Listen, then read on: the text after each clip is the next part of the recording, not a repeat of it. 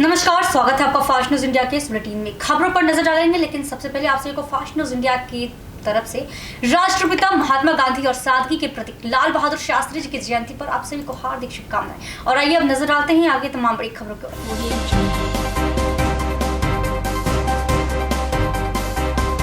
UP के सोनभद्र जिले के चुर्क बिजरी में ईंट का खड़ंजा बिछा हुआ है और वह खड़ंजा धीरे धीरे 50 मीटर तक गायब हो चुका है। वहां के अगल बगल के रहने वाले पशु पालने के चक्कर में धीरे धीरे सारा खड़ंजा खराब कर रहे हैं, जिससे आने जाने में दिक्कतें होती हैं लोगों को। और एक तो रास्ता नहीं बन रहा है और जो बना है उसे भी लोग खराब कर रहे हैं। पिछले 5 वर्षों में इस गली में इंटरलॉकिंग का खड़ंजा बिछा था। देखिए चुर्क से दिग्विजय की रिपोर्ट। इंटरलॉकिंग का रास्ता बना हुआ है और काफ़ी इंटरलॉकिंग लोग यहाँ से निकाल कर ले जा रहे हैं। पशु बांधने के चक्कर में यहाँ लोग इंटरलॉकिंग निकाल दे रहे हैं, जिससे रास्ता आधा उखड़ चुका है।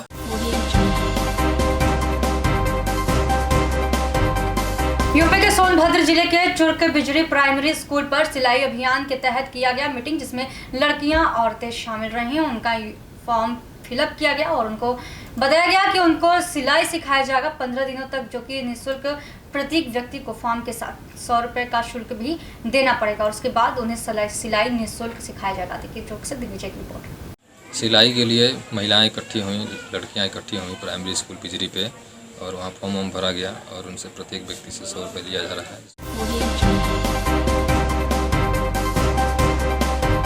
उत्तर प्रदेश के प्रयागराज जिले में जल निगम निर्माण खंड खटम तुलापुर में अनियमितता का आलम यह है कि कर्मचारी कब रिटायर हो जाए, कब उनकी ड्यूटी पूरी हो जाए, कोई मतलब नहीं है। आइए आपको बताते हैं ऐसे कर्मचारी मोहम्मद हलीम, जो कि हंडिया में जल निगम पंप पर तैनात थे और उनको 3.5 साल पहले ड्यूटी पूरे होने से पूर्व ही रिटायर कर दिया गया और उन्हें पता भी नहीं चला कि हमारा कार्यकाल समाप्त हो गया है।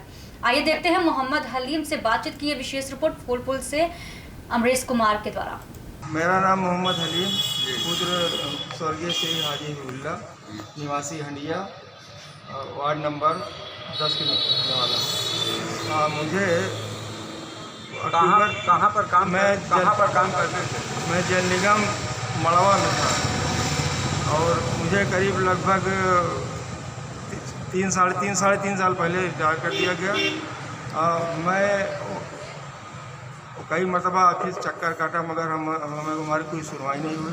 मजबूरन हमको जो है कोर्ट जाना पड़ा।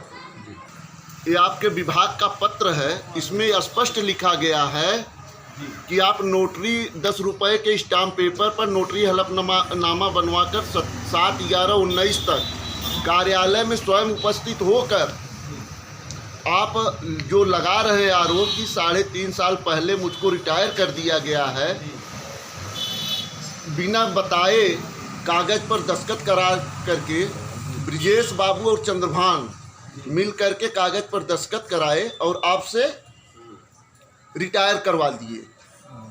ये आपका आरोप आपने दिया है। इसके विषय में आपको पत्र मिला है, तो क्या आपने हलफनामा दायर किया या नहीं? कोई जवाब दिए अभी हमको कोई कागज नहीं मिला है इस विषय में।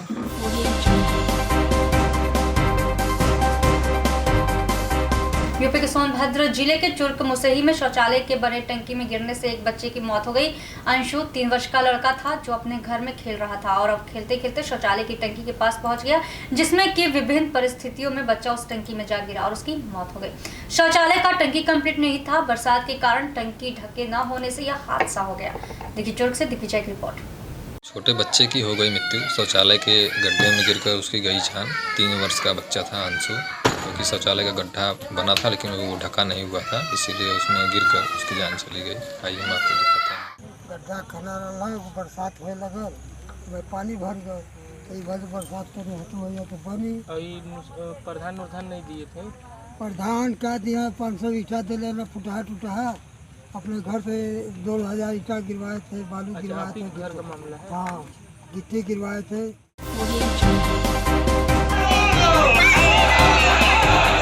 मध्य प्रदेश के उज्जैन जिला के नागदा थाना अंतर्गत वाल्मीकि समाज ने मनीषा को दी श्रद्धांजलि और जमकर की नारेबाजी। देखिए नागदा से दीपक बामनिया की रिपोर्ट।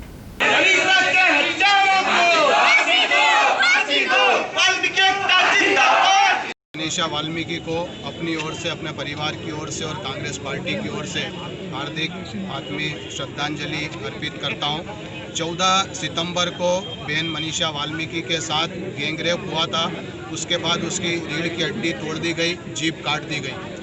कई दिनों तक उसे उच्च स्तरीय इलाज नहीं मिला, लेकिन बाद में उसे सफदरजंग अस्पताल दिल्ली ले जाया गया, जहाँ पर उसकी मौत हो गई। मौत के बाद प्रशासन, उत्तर प्रदेश प्रशासन ने बहन मनीषा वाल्मीकि की डेड बॉडी परिजनों को न सौंपते हुए सीधे ही उसका दाह संस्कार कर दिया। दाह संस्कार क्या किया, कुल मिला के उस बेटी को उन्होंने जला दिया। इस जलाने की प्रक्रिया के बारे में मैं आपको बताता हूं कि हिंदू धर्म में कभी भी सूर्यास्त के बाद दाह संस्कार नहीं होता है। ऐसा क्या हो गया था पुलिस प्रशासन को और यूपी सरकार को कि सूर्यास्त के बाद बेटी मनीषा वाल्मीकि का दाह संस्कार किया। मैं यूपी सरकार के योगी आदित्यनाथ से पूछना चाहता हूं कि लगातार उत्तर प्रदेश में बलात्कार की घटनाएं घट रही है, लगातार महिला उत्पीड़न की घटना घट रही है। योगी सरकार ने इसके लिए सख्त कानून क्यों नहीं बनाया? अभी वो सभी आरोपी पकड़ा गए हैं। हमारी बहन मनीषा के साथ में जो बर्बरता हुई है वो काफ़ी शर्मनाक है, जो कि इस देश के लिए भी है और प्रदेश के लिए भी है और इस मानव जाति के लिए भी है कि ऐसा ये जो काम जो मोदी जी और योगी जी और अन्य जो भी नेता है जो बताते हैं कि बेटी बचाओ बेटी पढ़ाओ, ये जो इनका जो नारा जो चलता है और वोट बैंक जो बनाते हैं, ये सब चीज़ें क्या है कि ये खाली दिखावटी है। अन्यथा इसमें कोई वो ऐसा कोई काम तो नहीं करते कि जो अभी तक कितनी बेटियां बची है। आज उत्तर प्रदेश के अंदर देखा जाए तो कम से कम हर रोज 3000 से ज़्यादा रेप केस होते आ रहे हैं। क्या तो मोदी जी और योगी जी आखिर में उनका प्लान क्या आएगा? आज हमारी समाज के ऊपर अगर इतना बड़ा जो घिनौना काम, जो इतना बड़ा अपराध जो उन चारों ने जो किया है, वो मतलब बहुत ही ज़्यादा निंदनीय है।